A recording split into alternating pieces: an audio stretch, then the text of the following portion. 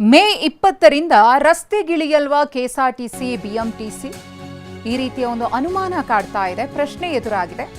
ಯಾಕೆಂದ್ರೆ ಮೇ 20ರಿಂದ ರಾಜ್ಯದಲ್ಲಿ ಸಾರಿಗೆ ಬಂದ್ ಆಗುತ್ತಾ? ಸಾರಿಗೆ ಮುಷ್ಕರಕ್ಕೆ ಜಂಟಿ ಕ್ರಿಯಾ ಸಮಿತಿ ಕರೆ. ವೇತನ ಪರಿಷ್ಕರಣೆಗೆ ಆಗ್ರಹಿಸಿ ಸಾರಿಗೆ ಮುಷ್ಕರ. ಎಸ್ಮಾ ಜಾರಿ ಮಾಡಿದ್ರು ನಾವು ಹೆದರಲ್ಲ ಅಂತ ಹೇಳಿದ್ದಾರೆ. ಮುಷ್ಕರ ಮಾಡೇ ತೀರ್ತೇವೆ ಅಂತ ಜಂಟಿ ಕ್ರಿಯಾ ಸಮಿತಿ ಇದೀಗ ಪಟ್ಟು ಹಿಡಿದಿದೆ.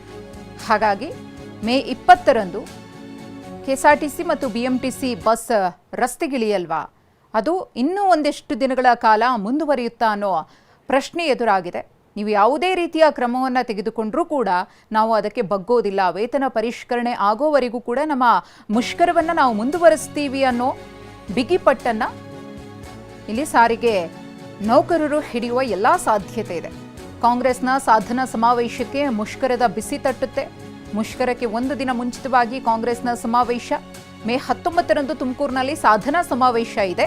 ಮೇ 20ರಂದು ಈ ಕಾಂಗ್ರೆಸ್ನ ಸಮಾವೇಶ ನಡೆಯಬೇಕಿತ್ತು. ಕಪ್ಪು ಬಾವುಟ ಪ್ರದರ್ಶಿಸಲು ಕೆಎಸ್ಆರ್ಟಿಸಿ ನೌಕರರು ನಿರ್ಧರಿಸಿದ್ದಾರೆ. ಸಾಧನಾ ಸಮಾವೇಶಕ್ಕೆ ಕಪ್ಪು ಬಾವುಟ ಪ್ರದರ್ಶಿಸುತ್ತೇವೆ ಅಂತ ಹೇಳಿ ಈಗಾಗಲೇ ಎಚ್ಚರಿಕೆಯನ್ನು ಸಹ ನೀಡಿದ್ದಾರೆ.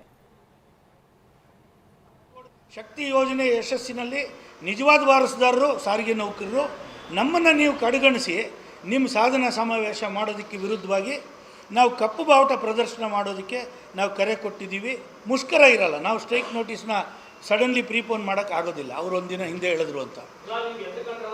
ಹೌದು, ಖಂಡಿತವಾಗ್ಲೂ ಎದುರಿದ್ದಾರೆ.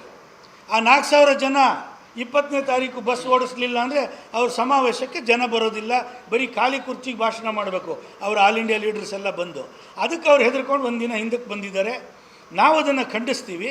ಮತ್ತು ಈ ಕಪ್ಪು ಬಾವುಟ ಪ್ರದರ್ಶನನ ಮಾಡಿ ನಮ್ಮ ಈ ಒಂದು ಕುತಂತ್ರ ಏನಿದೆ ನಮ್ಮ ಜೊತೆ ಚರ್ಚೆ ಮಾಡಿ ಬಗೆಹರಿಸೋ ಬದಲು ಒಂದಿನ ಹಿಂದಕ್ಕೆ ಹಾಕ್ಕೊಂಡಿರುವಂಥ ಕುತಂತ್ರ ಏನಿದೆ ಇದನ್ನು ಖಂಡಿಸಿ ನಾವು ಕಪ್ಪು ಬಾವುಟ ಪ್ರದರ್ಶನ ಮಾಡ್ತಾಯಿದ್ದೀವಿ.